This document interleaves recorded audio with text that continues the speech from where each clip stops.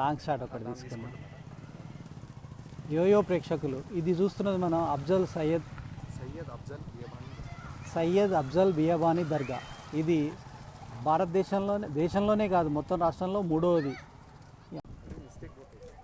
దేశంలోనే అయిన తర్వాత మళ్ళీ రాష్ట్రంలోనే అంటున్నా.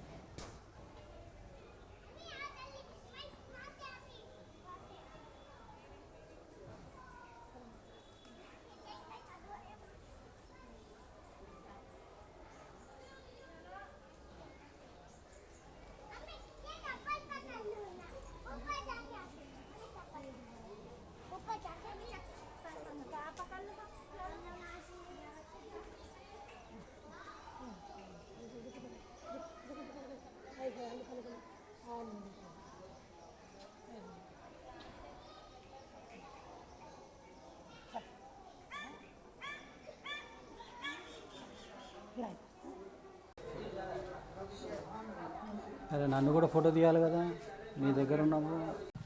ఇది మనం మొదటిసారిగా తీసుకున్న టూరిస్ట్ స్పాట్లో కాజీపేట దర్గా. దీనికి సంబంధించిన విశేషాలను అరవింద్ గారిని అడిగి తెలుసుకుందాం. తను మంచి శాస్త్రీయ పరిజ్ఞానం కలిగి చరిత్ర గురించి పరిశోధన చేస్తున్నారు. వారిని అడిగి వారి మాటల్లో ఈ దర్గా గురించి రెండు మాటలు. ఈరోజు మనం కాజీపేటలోని సయ్యద్ అఫ్జల్ బియాబానీ దర్గాలో ఉన్నాం. ఈ దర్గా ప్రసిద్ధికి చెందింది ఏంటంటే ప్రపంచంలోనే మూడవ దర్గా ఇది. మొదటిది బాగ్దాద్లో ఉంది, రెండవది ఇస్లాంలో ఉంది, అదేవిధంగా మూడవది కాజీపేట దర్గా ఉందని చెప్తారు. ప్రపంచంలోనే ఆకుపచ్చ రంగేసినటువంటి దర్గాల్లో మూడవ దర్గాగా కాజీపేట దర్గా పేరు పంచింది. అదేవిధంగా ఇక్కడ ఈ ప్రాంతంలో ఉన్నటువంటి బియాబానీ అనే వ్యక్తి తన మహిమల చేత అనేక మందిని స్వస్థత చేకూర్చాడని చెప్పేసి ఆయనను కూడా దైవంశ సంబుద్ధుడిగా ఇక్కడ పేర్కొంటారు. 1856 సంవత్సరంలో ఆయన చనిపోయిన తర్వాత ఆయన సమాధి ఉన్న ప్రాంతంలోనే ఈ కాజీపేట దర్గాను నిర్మించడం జరిగింది. ప్రజెంట్ కాజీపేట సమీపంలో ఉన్నటువంటి బోడగుట్ట అనే ప్రాంతంలో ఆయన తపస్సు చేశాడని, దాదాపు 14 సంవత్సరాల వయసులోంచే ఆయన ఆధ్యాత్మిక చింతనను అలవర్చుకొని అదేవిధంగా దైవ చింతనని, అదేవిధంగా తను తపస్సు చేసినటువంటి తపస్సు ఫలితంతో అనేక మంది రోగులకి, అదేవిధంగా అనేక మంది వ్యాధి పీడితులకి ఆయన స్వస్థత చేకూర్చాడని, అందుకోసమని ఆయనని దైవంశ సంబుద్ధుడిగా పూజించడం జరుగుతుంది.